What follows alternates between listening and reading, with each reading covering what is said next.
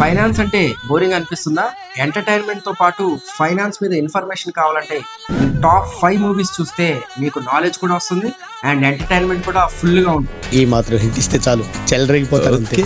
The Wolf of Wall Street 2013 Jordan Belfort అనే ఒక stock broker నిజ జీవిత కథ. లగ్జరీ కార్స్, పార్టీస్, అతను చేసిన జంప్ అండ్ డంప్ స్కామ్స్. ఈ సినిమా మనకి దురాశ మరియు గుడ్డి ఆశయాలు మన జీవితాలను ఎలా నాశనం చేస్తాయో చూపిస్తాయి. మరియు నా పర్సనల్ సజెషన్ ఏంటంటే ఈ సినిమా ఒంటరిగా ఉన్నప్పుడు మాత్రమే చూడండి.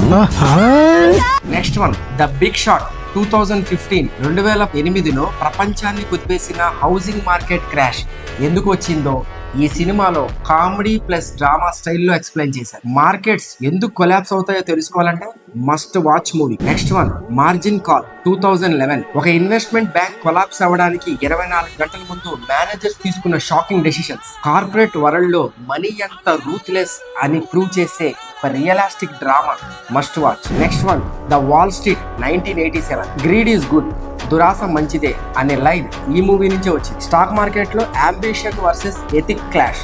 ఈ సినిమా మనకి how temptations can corrupt traders అని చూపిస్తుంది. ఈ మూవీస్ లింక్ కావాలంటే లింక్ అని కామెంట్ చేయండి. For more such finance content follow our page.